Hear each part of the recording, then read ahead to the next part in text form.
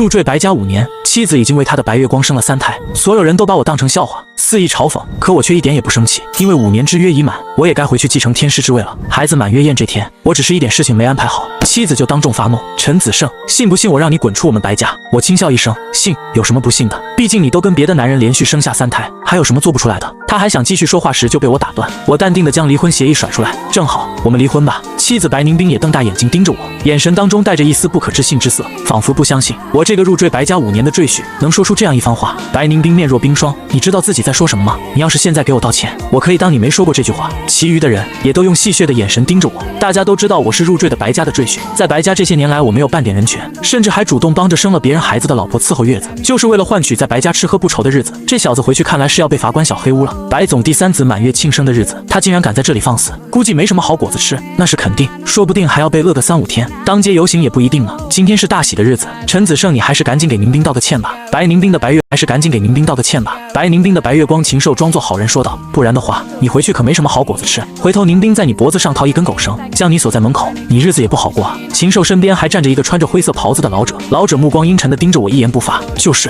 陈子胜，你和白总斗什么？对你没有任何好处，赶紧认错认罚吧。众人都觉得我只是一时间不过脑子说了那句话，可殊不知这几年若是没有我在白家，白家众人早就身死。若不是当初我那个不成器的师傅说自己欠了已故白家老爷子的一份恩情，他占卜算到白家这几年会遇到大难，死活都要逼着我入赘白家5年，帮助白家度过困难，不得已我才来白家入赘，本身就是抱着完成任务的心态过来的。这几年里，我明里暗里已经不知道出手多少次，才让白家安然无恙的发展到今天。可眼前这群人对此却是一无所知。不过也不怪他们，人的认知是有限的，尤其是愚蠢自大的人。白宁冰见到周围人都劝我认错认罚，他脸上带着一丝得意的笑容。或许在他眼里，我不过就是一个任他摆弄的奴隶而已，还等什么？还不快点道歉！你非要让我彻底生气，将你赶出白家，到时候你净身出户，流露街头，可连一个饱饭都吃不起，吃不吃得起饱饭就不用你担心了。白宁冰，离婚协议你看一下。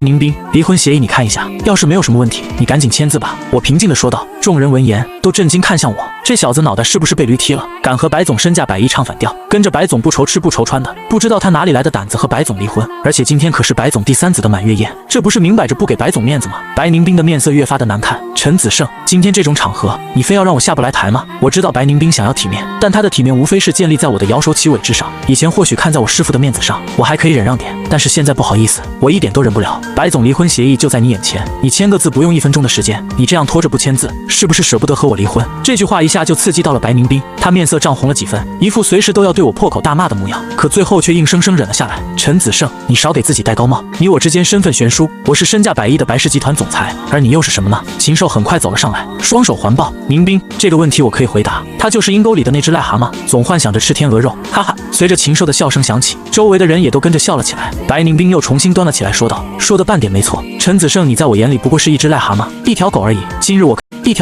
今日我看在孩子的满月酒的份上，我不想和你一般见识，现在下跪认错道歉，否则你不会有什么好果子吃。禽兽复合，机会就在眼前，不然真惹急了宁冰，真和你离婚了，你可就变成了一个彻头彻尾的废物了。我轻笑了声，白总和我离婚不是正好如你的意吗？刚好我退位，你就可以上位了，不是吗？他听了我说这话，面露尴尬之色，想说什么，却被我打断。我和白总离婚，你应该感谢我才是，我要是不离婚，你岂不是一直要做那个见不得光的小三？这话落地，禽兽彻底破防，冲到我面前，抬手指着我的鼻子，陈子胜，你这个废物少在这里说胡话，宁冰一直爱的是我，不然也不会为我连续生下3胎，你只不过是老子的一个替身而已，都为你生下3胎了，怎么还没嫁给你呢？到现在还舍不得和我离婚，你说是怎么回事？够了，陈子胜，今日是孩子的满月宴，我不想事情闹得太难看，你要离婚还是要做什么？都等孩子的满月宴结束再说。白宁冰彻底黑着一张脸说道。我轻哼了声，是你们孩子的满月宴，和我有1毛钱的关系，赶紧签字，你们白家这破地方，我是1秒钟都不想待了。周围的人顿时都露出了看好戏的姿态，即便大家都听说过这孩子不是我的，都知道是白宁冰为他的白月光禽兽生的，可是这件事却也只限于传闻，从来没有在公共场合里被当事人承认过。现在我说了这番话，就等于承认了这件事，一下就彻底撕破了白宁冰的伪装了。婚内为别人生下孩子，现在还大张旗鼓举办满月宴，这件事要是传出去，肯定会闹得满城风雨的。白宁冰终于像是彻底忍不住了，冲到镜前，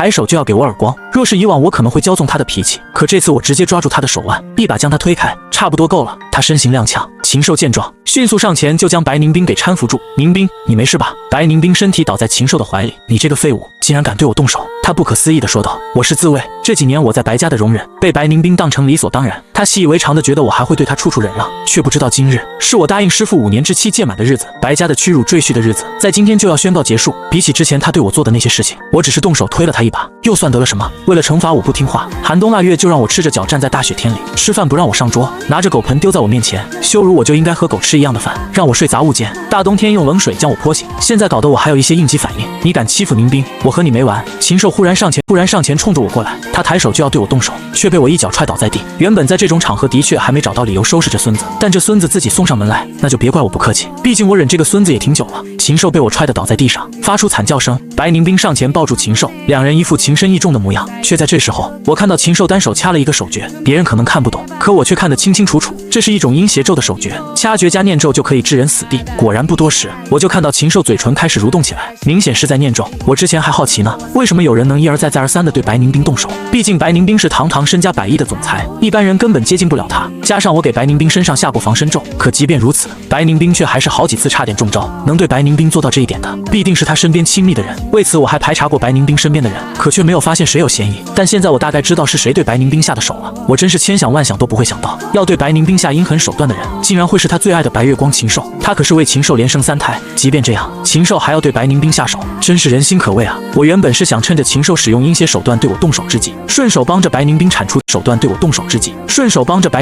禽兽，可谁知道我刚往前迈出一步，白宁冰就张开双手挡在了禽兽的身前，一副要和我拼命的样子。陈子胜，你这个废物，今日触怒了我最后的底线，你知道禽兽是我最后的底线，你敢伤他，我要你付出代价。他面色都变得狰狞了几分。来人啊，给我将这个废物4肢给我废掉！不多时，3、5个安保人员就冲了上来将我围住，特别是他踹禽兽那条腿。我听到这话，心头一冷，眼神当中也释放着寒芒。原本还想着顺手救白宁冰一命，现在看来完全没有必要。白宁冰，你自作自受，去死吧！给我动手！话音落下，数名安保人员就要冲上来对我动手，而这时候禽兽也想趁乱上前来对我施咒，可他还没冲到近前，几名安保人员就被我收拾。冲到近前的禽兽又被我一个耳光给扇飞了出去。就在禽兽还想上前动手，却被之前他身边一直站着那个老者给拦住了。此刻围观的众人都不禁有些傻眼，没想到这个小子身手还挺厉害的，这真是让人意外啊！白宁冰此刻看向我的目光也逐渐变得陌生了起来。我将离婚协议拿着朝着白宁冰走去之时，白宁冰的还下意识往后倒退了几步。是不是发现我还会点拳脚功夫？很意外。他下意识点点头。我轻笑了声，白总，你不用意外，我会的东西白总，你不用意外，我会的东西远比你想象中的要多。我将离婚协议递给白宁冰，白宁冰看了眼离婚协议，神色一凝。陈子胜，就算要离婚，也是我白宁冰和你提离婚，无所谓，只要你签字离婚就成，就当是你提的。既然你要离婚，你1分钱都别想从我们白家分走。你废话真多，离婚协议已经写好了，我净身出户，不需要你们白家1分钱。我没好气说道。白宁冰脸上意外地露出了不甘之色，当然他的不甘并不是见我即将要离开他，而是离婚为什么不是他先提，为什么我没有苦苦求他不要和我离婚？好，既然你这么硬气，那我成全你，看看你离了我们白家还怎么活。白宁冰拿起笔快速写下了自己的名字。我拿到离婚协议，长出口气，终于解决了。白宁冰见我如此模样，脸上露出一丝阴狠之色，他将手中的离婚协议举起来。诸位，你们都是白城的权贵豪门，今日请你们作证。现在我宣布，陈子胜从此刻开始和我们白家毫无瓜葛，往后你们要对这个废物做任何事情，都不用看我们白家的面子，即便你们动手弄死他，也和我们白家没有1毛钱的关系。就在这时候，也不知道是谁发出一道声音，若是我们将陈子胜这个废物给弄死，能不能得到白家的一份合作？白家作为白城树有头有脸的家族，自然有不少豪门权贵想和白家合作。今日陈子胜这个废物敢如此不给白总面子，若是这个废物死了，我们有没有机会和白家合作？白宁冰嘴角忽然浮现一丝冷笑，眼神戏谑看着我。我刚才和诸位说了，陈子胜这个废物的死活和我们没关系，你们想怎么做就怎么做，至于和我们白家的合作，就看你们自己的本事了。他这话虽然没有明说同意这群人对我动手，可话里的意思就是默许这群人对我动手。众人一个个都兴奋地盯着我，我却是一点都不担心。白宁冰想借刀杀人，我冷漠扫了一眼白宁冰，与其花费心思算计我，还不如赶紧回家看看。你什么意思？白宁冰说道。今天你第3子的满月宴，宴会都要开席了，你难道没发现你爸妈和你3个儿子都没有过来吗？白宁冰听了此话，神色一阵凛然，当即掏出手机给家里拨打电话，可很明显电话没有打通。他双眼盯着我，语气着急了几分。陈子胜，是不是你对我爸妈和孩子做什么？你可不要冤枉我，我什么都没做。我摊开手掌说道。白宁冰眉心又开始往外冒黑气，子女宫父母宫也都是黑气缭绕，明显又是被人下了手段。白宁冰明显也是担心了起来，带着禽兽就朝着酒店外赶去。我看着白宁冰的背影，掐指算了算，这次没有我的庇护，白家怕是要家破人亡了。等白宁兵走，破人亡了。等白宁兵走后，这场所谓孩子的满月宴也算是草草收尾。一些人已经开始退走，而之前跟在禽兽身边的老者也消失不见，估计是跟着禽兽一块走了。白宁兵也是傻，我料想他自己都不知道身边带着的2个人，其实就是害他全家的凶手。不过这一切也和我没关系，我答应我那不成器的师傅庇护白家5年，如今5年期已经届满，我该开始自己全新的生活。我朝着宴客厅外面走去，往外走的路上，发现不少道不善的目光都落到我身上。我心里猜测着，这些目光估计都是受到了刚才的白宁兵的默许，觉得对我动手就可以获得白家的合作。我扫了一眼周围这些心怀不轨之人，全然没有放在心上。若是这些人不动手还好，一旦动手，我会让他们付出他们无法承受的惨痛代价。我刚到楼下，不知道从哪里窜出一些黄毛出来，为首的人还是一个刀疤脸，满脸凶横，他手中拎着一把刀子，眼神凶狠盯着我。小子，有人让我们来废了你，你最好乖乖配合，否则你只会更惨。原本一些准备离开的人，脸上顿时就露出了兴奋看好戏的神色。没想到白家这个废物赘婿，这么快就遭到了报应啊！真是活该啊！敢得罪白总，这一下要讨好白总的人，肯定会使尽浑身解数来收拾他了。今天他不死也得废了。就在众人话音还没落下，忽然迎面而来10多辆整齐划一的豪车朝着这边开过来，为首的是一辆顶级劳斯莱斯。众人的目光一下都被这些豪车给吸引住。我认识这辆车，好像是咱们白城首富龙天浩的座驾。难道首富龙总也受邀来参加白总的满月宴吗？应该是的，不过龙总来晚了，满月宴已经结束了。众人正说着话，车门已经开了，龙天浩刚从车上下来，就踮着脚尖，一副东张西望的模样，似乎在寻找着什么人。但很快有人和龙天浩打招呼：“龙总，您是来参加白总孩子的满月宴的吧？”白总孩子的满月宴已经结束了。什么满月宴？龙天浩皱眉不满地说道：“白总的第3子的满月宴，不过都被白家那个废物赘婿给毁了。他人在哪里？你看已经被一群人围住了，今日怕是死劫难逃了。”龙天浩听了此话，快步地朝着前面走去：“都给老子滚开！”众人让开。龙天浩已经来到了我身边：“龙总，他就是白家那个赘婿废物，不过现在已经和白总离婚，属于纯废物。”这人话音刚落，却结实地挨了龙天浩一个嘴巴子，打得那人一脸蒙圈。下一秒，在众人震惊的眼神当中，龙天浩直接跪在了我的面前：“陈大师，是我来迟了，让您受委屈了。”我扫了一眼龙天浩：“你这是干什么？起来说话！”围观的众人看到这一幕，一个个都是震惊到瞳孔都发生了地震。这是怎么回事？他不是白家的废物赘婿吗？怎么现在我们的龙首富都要给他下跪啊？肯定是哪里出了什么问题。龙天浩起来后，眼神冰冷地扫了一圈周围的人：“从现在开始，你们若是谁敢对陈大师不敬，就是和我们龙家作对，我们龙家定然会和他不死不休的。”原本还打算对我动手来讨好的白家的人，一个个都被吓得面色苍白，看神色应该是不敢继续对我动手了。龙总，您放心，我们都不敢对他不尊敬的，以后见到他，我们就等于是见到您了。住嘴！是见到陈大师要比见到我后要更加尊敬。龙天浩声音冰冷地说道。刚才准备围拢我的一群黄毛，一个个都蒙圈在原地，为首的刀疤脸脸上都露出了迷惘之色，手中拎着的小刀就已经收了起来。龙天浩忽然扫了一眼刀疤脸，问我：“陈大师，这一群是什么人？刚才他们说要整死我。”我淡淡的说道。刀疤脸一听我这话，几乎没有任何犹豫，很快就跪了下来：“陈大师，我错了，求你放了我们吧，求求你饶了我们吧。”我沉着声没有说话。龙天浩却已经明白我的意思，还愣着干什么？赶紧将这群碍事的家伙收拾了。龙天浩身边跟着的训练有素的保镖们迅速冲上前，动手将这群人给收拾了。不多时，龙天浩邀请我上了劳斯莱斯，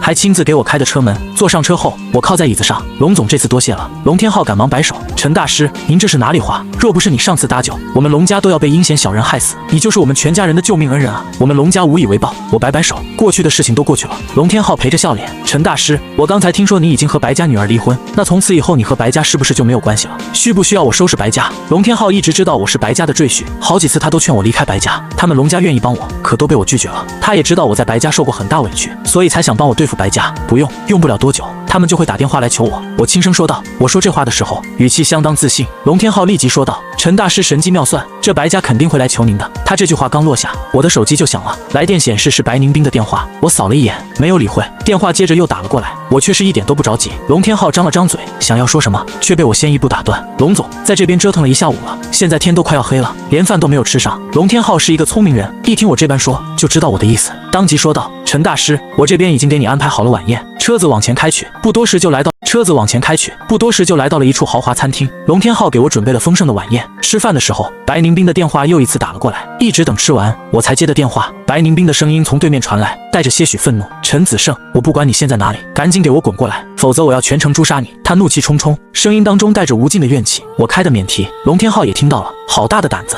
竟然敢威胁陈大师！我马上就让白家付出代价。龙天浩是行动派，说着话就要安排人。我扫了一眼龙天浩，手往下压了压，示意他不要着急。好，我马上到你家。说着话，我挂了电话。龙天浩对我说道：“陈大师，你根本就不用怕他，以我们龙家的实力收拾白家绝对不是什么问题的。”我此刻却却是淡然说道：“龙总，你想不想知道之前差点害得你们家破人亡的凶手是谁？”龙天浩一听此话，双眼都放亮了几分，立即点头：“我想知道。”陈大师，那行，我现在就带你去见凶手。我淡然说道。龙天浩一听此话，明显整个人都激动了几分。这些日子，我知道龙天浩一直在寻找凶手的下落，可却一直没有找到。如今听我说要他去找害他们全家的凶手，自然激动了起来。他当即吩咐了手下的人备好车，准备出发。我们坐上车，龙天浩问我目的地。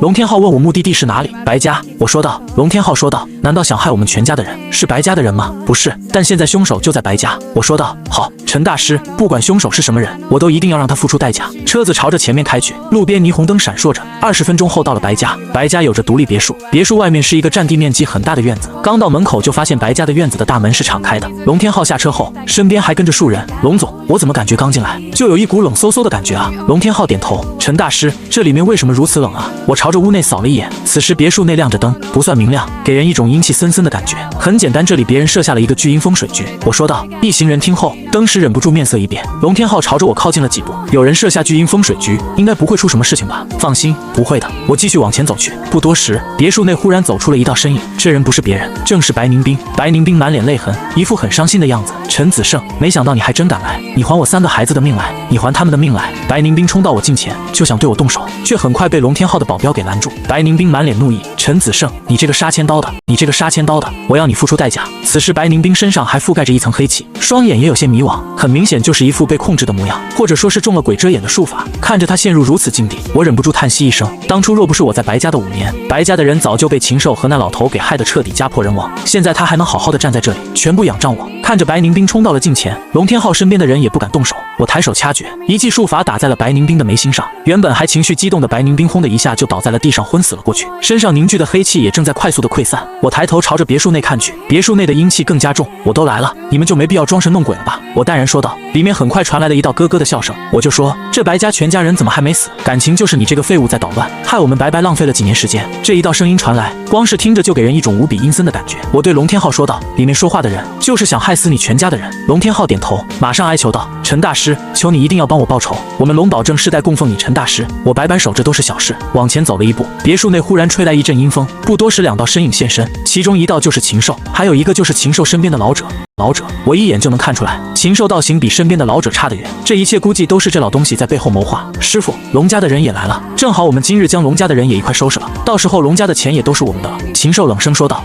好。禽兽目光落到龙天浩身上，没想到你还敢自己送上门来找死，之前对你们龙家动手，就让你们侥幸逃脱了，今日你们一个都别想走。龙天浩听到这话，脸上露出一副恍然大悟的模样，估计也是明白了眼前的2人就是害他们龙家差点家破人亡的凶手。龙天浩脸上浮现一丝怒意，今日有陈大师在，谁死还一定呢。我听到这话，忍不住抬手扶额。龙总，你就对我这么没信心吗？龙天浩脸上露出了尴尬之色。我不是，陈大师，我对你很有信心的，这次求你一定要帮我们报仇。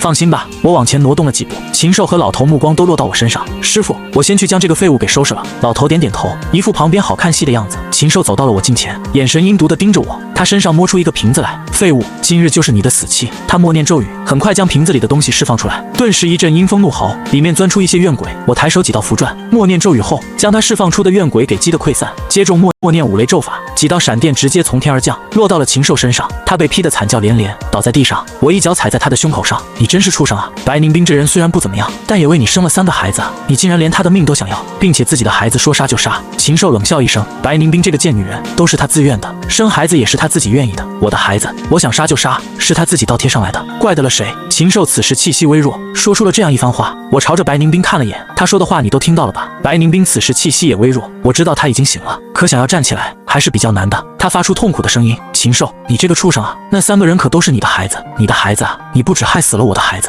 我爸妈也都被你害死了。白宁冰发出十分悲痛的声音，很明显他已经清醒了过来。禽兽一副满不在乎的样子，那些都是孽子，死了就死了，他们该死。还有你白宁冰，老子玩你的时候，你不是也挺开心的吗？白宁冰气得面色一阵红一阵白，最后又昏死了过去。禽兽也管不了那么多，赶紧喊道：师傅，救我啊！老者扫了一眼禽兽，禽兽，你太让师傅失望了。禽兽一听这话就慌了，脸上露出惊讶慌张之色。师傅，脸上露出惊讶慌张之色。师傅，你不可能不管我啊！师傅啊！随着禽兽喊着，我很快一脚踩在了禽兽的胸口上，禽兽也很快昏死了过去。我看向老者，你这人也真是阴险毒辣啊，连自己的徒弟都不救吗？老头冷笑了几声，一个没用的废物而已，救不救有什么关系？倒是你，我觉得你有几分本事，不然你拜我为师，日后我们俩联手，这白家和龙家的财富可都是我们的了。旁边的龙天昊一听此话，顿时就慌了几分，赶紧说道：陈大师，你千万不要被这老头给蛊惑，我们龙家的钱就是你的钱。龙天昊此时的求生欲望很强烈，放心，龙总，他们是畜生，我是人。我说道。龙天昊听了此话，面色一下就缓和了几分。我随后继续说道：老东西，就你这副模样，好意思当我师傅？你也配？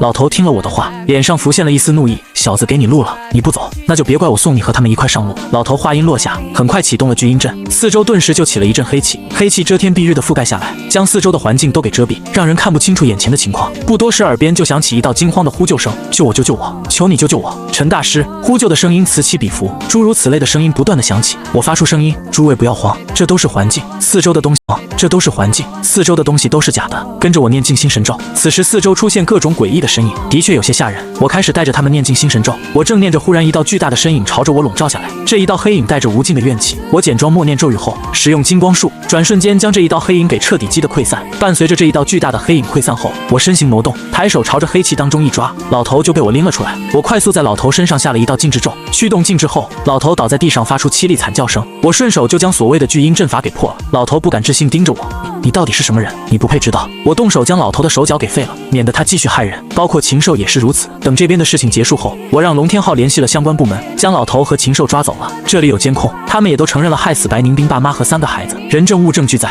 等待他们的是法律审判。而白宁兵白醒后，满脸的懊悔之色，求着我留下，我却摆手拒绝。你我之间太过悬殊，不是一个世界的人。龙天昊也说道：没错，你根本配不上陈大师。我们离开1年后，就听到了白宁兵跳楼自杀的消息，心里不禁一阵唏嘘。不过这件事已经和我没有什么关系，我继续潜心修行，做好我的陈大师即可。